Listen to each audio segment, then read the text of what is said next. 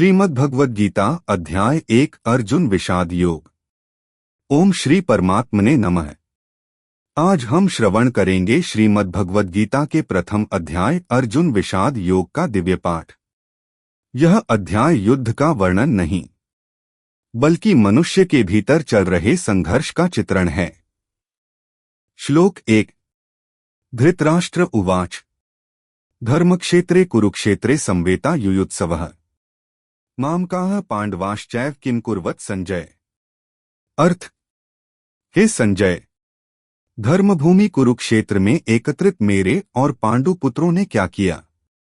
भावार्थ, धृतराष्ट्र का मामकाः शब्द आसक्ति को दर्शाता है।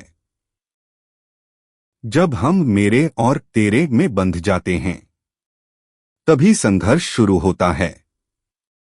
धर्मक्षेत्रे धर्म की भूमि, कुरुक्षेत्र को धर्म भूमि कहा गया है, अर्थात जहां सत्य और न्याय का निर्णय होता है।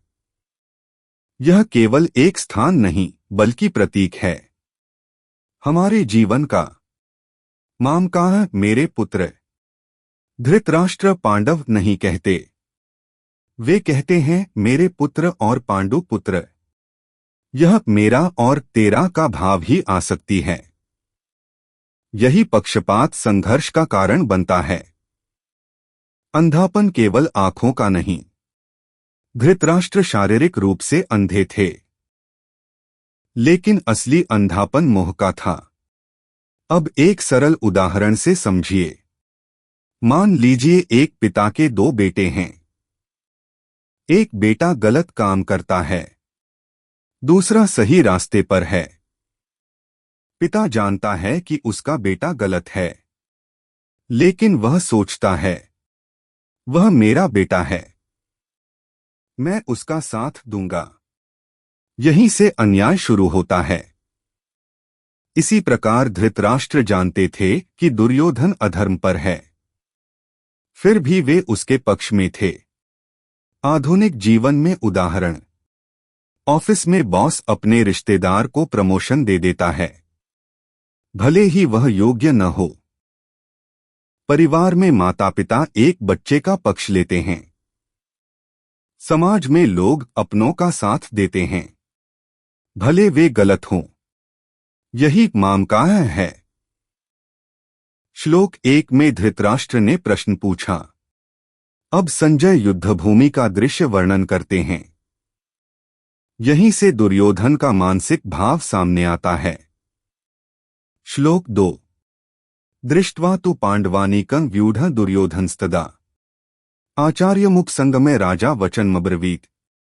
अर्थ, पांडवों की सुसज्जित सेना को देखकर राजा दुर्योधन गुरु द्रोणाचार्य के पास जाकर बोले। भावार्थ, दुर्योधन ने सीधे भीष्म से बात नहीं की बल्कि द्रोणाचार्य के पास गया। क्यों? क्योंकि उसे भय था। यह भय उसके शब्दों में छिपा है। जीवन में जब हम असुरक्षित होते हैं तब हम किसी सहारे की तलाश करते हैं।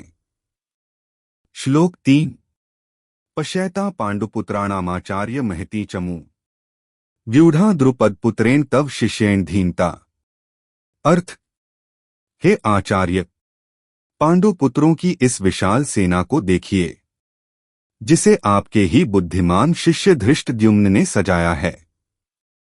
गहराई, दुर्योधन द्रोणाचार्य को सटली याद दिला रहा है, देखिए आपका शिष्य हमारे विरुद्ध खड़ा है। यह मनोवैज्ञानिक दबाव है। कभी कभी हम दूसरों को भावनात्मक रूप से प्रभावित करके अपने पक्ष में करना चाहते हैं। श्लोक 4-6 पांडव सेना का वर्णन। अत्र शूरा महेशवासा भीमार्जुन समायुधि। अर्थ, इस सेना में भीम और अर्जुन के समान पराक्रमी योद्धा हैं। युयुधान, विराट, द्रुपद, धृष्टकेतु, काशीराज, उत्तमौजा, अभिमन्यु आदि। भावार्थ, दुर्योधन अपने गुरु को दिखा रहा है कि सामने की सेना कमजोर नहीं है। जब हम अपने विरोधी की शक्ति गिनाने लगते हैं तो समझिए भीतर भय है। श्लोक 7। अस्माकं तु विशिष्टा ये तान्निबोध द्विजोत्तम।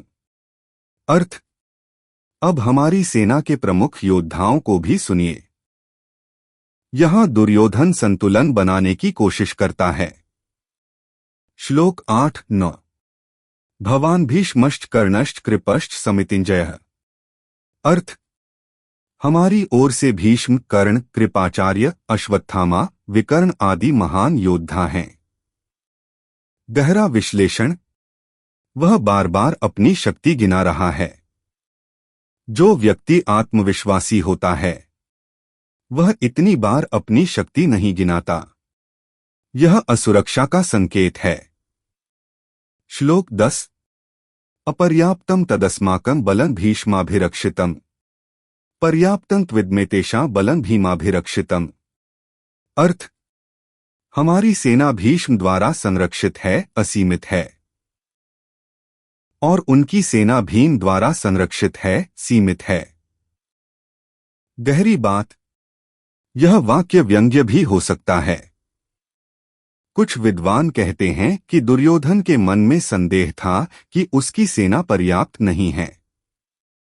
जब नेता स्वयं आश्वस्त नहीं होता तो सेना भी अस्थिर हो जाती है। श्लोक 11।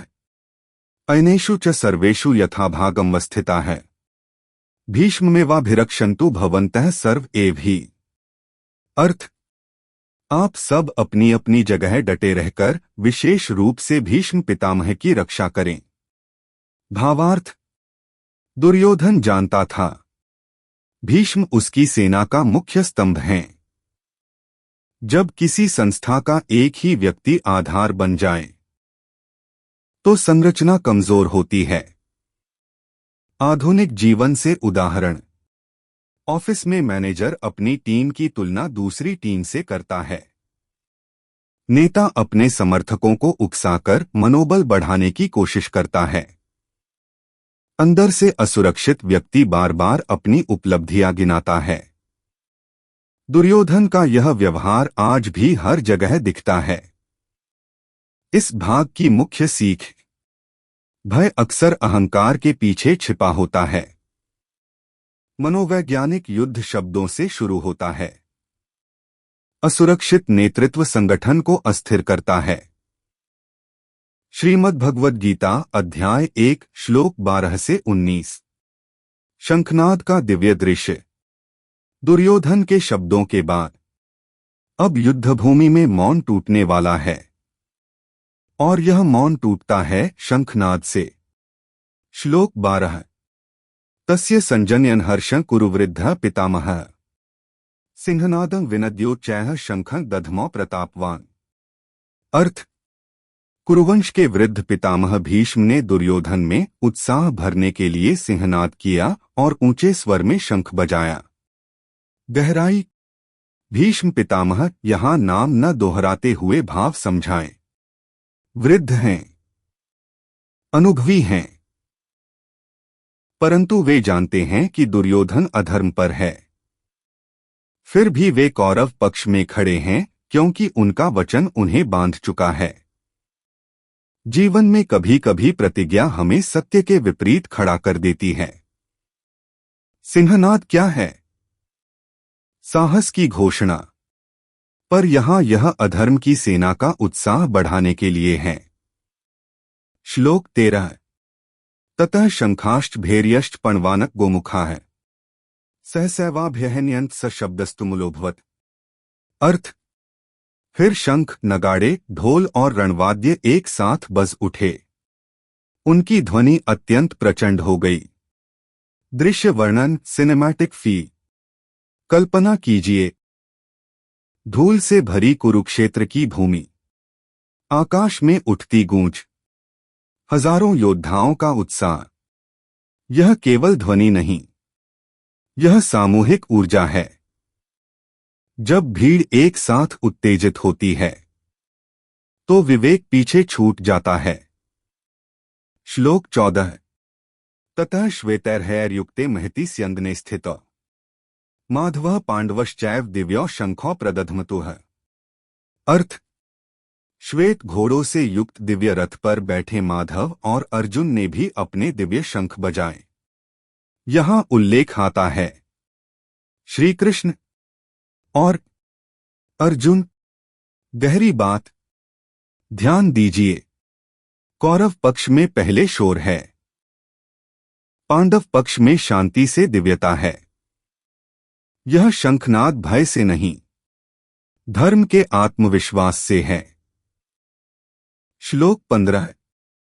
पांचजन्य ऋषिकेशो देवदत्तं धनंजयः पौंड्रं दधमौ महाशंखं भीमकर्मा वृकोदरः। अर्थ, श्री कृष्ण ने पंचजन्य, अर्जुन ने देवदत्त और भीम ने पौंड्र नामक शंख बजाया। प्रतीकात्मक अर्थ, हर शंख का नाम एक गुण दर्शाता है। पंचजन्य दिव्यता और पवित्रता, देवदत्त ईश्वर प्रदत्त शक्ति, पौंड्र पराक्रम। जब कार्य धर्म के लिए होता है तो उसमें ईश्वर की ऊर्जा जुड़ जाती है। श्लोक 16-18। अनंत विजय राजा कुंती पुत्रो युधिष्ठिरः नकुल सहदेव काशीराज शिखंडी द्रुपद अभिमन्यु। सब अपने अपने शंख बजाते हैं। भावार्थ, यह एकता का प्रतीक है। हर योद्धा अलग है पर उद्देश्य एक है। जब लक्ष्य धर्म हो तो विविधता भी शक्ति बन जाती है। श्लोक 19। सघोषो धार्तराष्ट्राणा हृदयानि व्यदार्यत नभश्च पृथिवी चैव तुमुलो व्यनुनाद्यन्। अर्थ, उस शंखध्वनि ने धृतराष्ट्र के पुत्रों के हृदयों को विदीर्ण कर दिया। आकाश और पृथ्वी तक वह ध्वनि गूंज उठी। गहरा भावार्थ, धर्म की ध्वनि भीतर के अधर्म को हिला देती है। यह ध्वनि केवल कानों में नहीं, अंतरात्मा में गूंजती है। जब सत्य सामने आता है तो गलत व्यक्ति भीतर से डर जाता है। आधुनिक जीवन से उदाहरण, जब कोई व्यक्ति सच्चाई के साथ खड़ा होता है तो झूठ बोलने वालों के मन में डर पैदा होता है। जब हम सही निर्णय लेते हैं तो भीतर आत्मविश्वास गूंजता है। यही शंखनाद है, अंतरात्मा की आवाज। इस भाग की मुख्य सीख, धर्म का आत्मविश्वास शांत लेकिन शक्तिशाली होता है। अधर्म शोर करता है, धर्म प्रकाश देता है। सत्य की ध्वनि भीतर तक हिला देती है। श्रीमद् भगवद गीता अध्याय 1 श्लोक 20-30। अर्जुन का आंतरिक संघर्ष प्रारंभ। शंखनाद हो चुका है, युद्ध प्रारंभ होने ही वाला है। अब बाहरी युद्ध से पहले एक आंतरिक युद्ध शुरू होता है, अर्जुन के भीतर। श्लोक 20। अथ व्यवस्थितान् दृष्ट्वा धार्तराष्ट्रान् कपिध्वजः प्रवृत्ते शस्त्र संपाते धनुरुद्यमे पांडवः। अर्थ, जब अर्जुन ने धृतराष्ट्र के पुत्रों को युद्ध के लिए तैयार देखा तो उन्होंने धनुष उठाया। भावार्थ, यह क्षण दृढ़ता का है। अर्जुन तैयार हैं, कर्तव्य स्पष्ट है। लेकिन आगे क्या होता है? भावनाएं प्रवेश करती हैं। श्लोक 21-22। ऋषिकेशं तदा वाक्यमिदमाह महीप्ते सेनयोरुभयोर्मध्ये रथं स्थापय मेच्युत यावदेतान्निरीक्षेहण योद्धुकामानवस्थितान् कैर्मया सह योद्धव्यमस्मिन् रणसमुद्यमे। अर्थ, अर्जुन कहते हैं, हे अच्युत, मेरा रथ दोनों सेनाओं के बीच ले चलिए ताकि मैं देख सकूं कि मुझे किनसे युद्ध करना है। गहरी बात, यह निर्णय से पहले निरीक्षण है। यह एक योद्धा का विवेक है। परंतु जीवन में कभी कभी बहुत अधिक देखना मन को कमजोर भी कर देता है। श्लोक 23। योत्स्यमानान्वेक्षेहण ये तेत्र समाप्ता है धार्तराष्ट्रस्य दुर्बुद्धेर्युद्धे प्रियचिकीर्षवः। अर्थ, मैं उन लोगों को देखना चाहता हूं जो दुर्योधन को प्रसन्न करने के लिए यहां एकत्र हुए हैं। भावार्थ, अर्जुन अभी भी धर्म के पक्ष में हैं। वह जानते हैं कि दुर्योधन गलत है, लेकिन आगे भावनाएं बुद्धि को ढक लेती हैं। श्लोक 24-25 संजय वर्णन। श्री कृष्ण रथ को भीष्म और द्रोण के सामने खड़ा करते हैं। हे पार्थ, देखो इन कुरुओं को। गहरी बात, ईश्वर हमें सत्य के सामने खड़ा कर देता है। अब निर्णय हमारा होता है। श्लोक 26-27 तत्रापश्यत् स्थितान् पार्थः पितनत् पितामहान् आचार्यान् मातुलान् भ्रातन् पुत्रान् पौत्रान् सखींस्तथा। अर्थ, अर्जुन ने वहां अपने पितामह, गुरु, भाई, पुत्र, मित्र और संबंधियों को देखा। भावार्थ, अब युद्ध केवल युद्ध नहीं रहा, यह परिवार बन गया। यही से मन डगमगाता है। श्लोक 28 अर्जुन उवाच दृष्ट्वेम स्वजनम कृष्ण युयुत्सु समुपस्थितम् सीदन्ति मम गात्राणि मुखं च परिशुष्यति। अर्थ, हे कृष्ण, अपने स्वजनों को युद्ध के लिए तैयार देखकर मेरे अंग शिथिल हो रहे हैं। गहरा विश्लेषण। शारीरिक प्रतिक्रिया शुरू हो चुकी है। तनाव, भय, भावनात्मक आघात, यह एंजाइटी का वर्णन है। श्लोक 29 वेप्थुष्ट शरीरे में रोमहर्षश्च जायते गांडीवं स्रंस्ते हस्तात् त्वक्चैव परिदह्यते। अर्थ, मेरा शरीर कांप रहा है, रोम खड़े हो रहे हैं, गांडीव हाथ से छूट रहा है। भावार्थ, जब मन डगमगाता है तो शरीर भी साथ छोड़ देता है। यह मन शरीर संबंध का सुंदर वर्णन है। श्लोक 30 न च शक्नोम्यवस्थातु भ्रमतीव च मे मनः निमित्तानि च पश्यामि विपरीतानि केशव। अर्थ, मैं खड़ा भी नहीं रह पा रहा हूं, मेरा मन भ्रमित हो रहा है, मुझे अशुभ संकेत दिखाई दे रहे हैं। गहरी बात, जब मन भय से भर जाता है तो हर चीज नकारात्मक दिखती है। यही मानसिक भ्रम है। आधुनिक जीवन से उदाहरण। जब हमें कठिन निर्णय लेना होता है, जैसे परिवार के विरुद्ध जाकर सही का साथ देना, तब शरीर भी कांपता है। इंटरव्यू से पहले घबराहट, बड़ा फैसला लेने से पहले बेचैनी, यही अर्जुन की स्थिति है। इस भाग की मुख्य सीख, भावनाएं बुद्धि को ढक सकती हैं।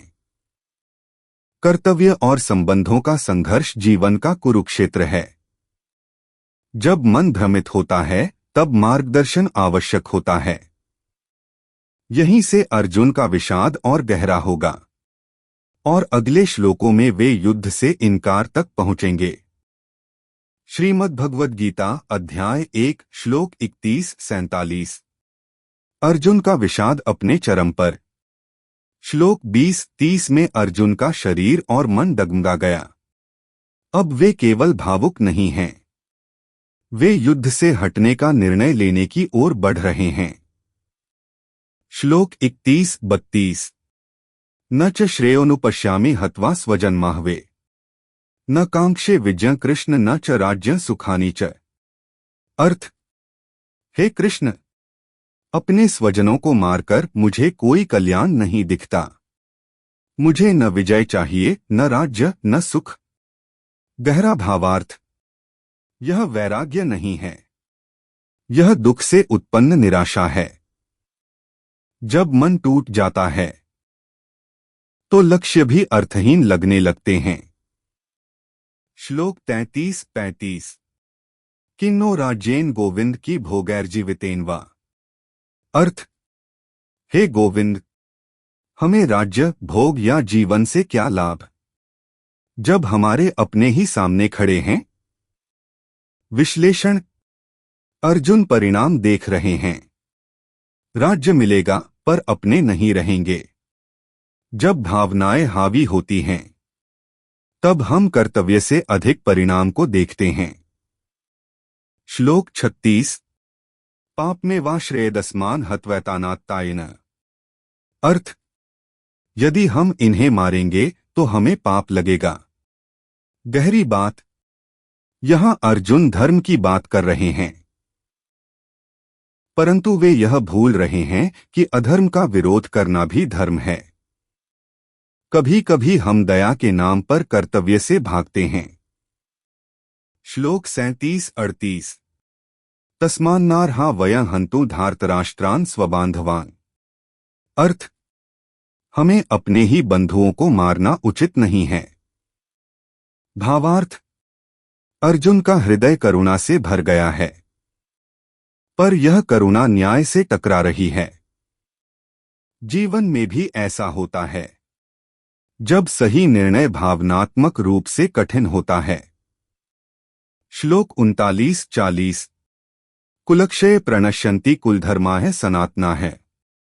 अर्थ, कुल के नाश से सनातन धर्म नष्ट हो जाता है।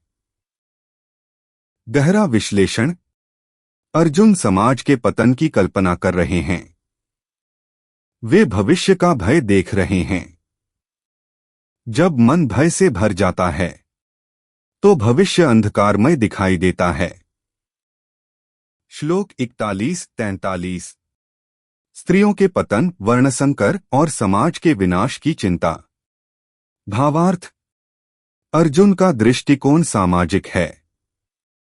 वे युद्ध के दीर्घकालिक परिणाम सोच रहे हैं। यह एक संवेदनशील और जिम्मेदार मन की निशानी है। लेकिन धर्म की रक्षा के बिना समाज कैसे बचेगा? श्लोक 44-45। अहो बत महत् पापं कर्तुं व्यवसिता वयम्। अर्थ, हाय, हम कितने बड़े पाप के लिए तैयार हो गए हैं। भावार्थ, अर्जुन स्वयं को दोषी मानने लगे हैं। यह गिल्ट का भाव है। जब निर्णय स्पष्ट नहीं होता तो व्यक्ति स्वयं को ही गलत मानने लगता है। श्लोक 46। यदि माम प्रतीकारम शस्त्रं शस्त्रपाणयः। अर्थ, यदि कौरव मुझे निहत्थे मार दें तो भी वह मेरे लिए अधिक अच्छा होगा। गहरी बात। यह युद्ध से पूर्ण विरक्ति है।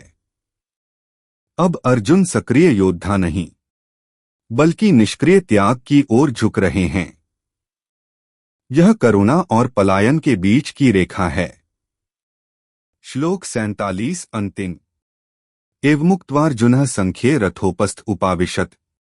विसृज्य सशरं चापं शोक संविघ्नमानसः। अर्थ, ऐसा कहकर अर्जुन ने धनुष बाण त्याग दिया और शोक से व्याकुल होकर रथ में बैठ गए। गहरा आध्यात्मिक अर्थ यही है अर्जुन विषाद योग। विषाद भी योग है, क्योंकि यही वह क्षण है जब मनुष्य अपनी सीमाओं को स्वीकार करता है और जब अहंकार टूटता है तभी ज्ञान का द्वार खुलता है। आधुनिक जीवन से गहरा उदाहरण। जब हमें परिवार के खिलाफ जाकर सही निर्णय लेना हो, जब हमें भ्रष्ट व्यवस्था के विरुद्ध खड़ा होना हो, जब भावनाएं और कर्तव्य टकराएं, तब हम भी अर्जुन बन जाते हैं। इस भाग की मुख्य सीख। करुणा और पलायन में अंतर समझना आवश्यक है। भय भविष्य को अंधकारमय बना देता है। विषाद ज्ञान का प्रारंभ बन सकता है। अब मंच तैयार है और अगले अध्याय में श्री कृष्ण का दिव्य उपदेश प्रारंभ होगा। श्रीमद् भगवद गीता अध्याय 1 अर्जुन विषाद योग का भावपूर्ण समापन। कुरुक्षेत्र के मैदान में जब अर्जुन ने अपना गांडीव रख दिया, जब उनके हाथ कांप उठे, जब मन शोक से भर गया, तभी आरंभ हुआ अर्जुन विषाद योग। यह केवल एक योद्धा की कमजोरी नहीं थी, यह हर उस मनुष्य की कहानी है जो जीवन के कठिन निर्णयों के सामने खड़ा होता है।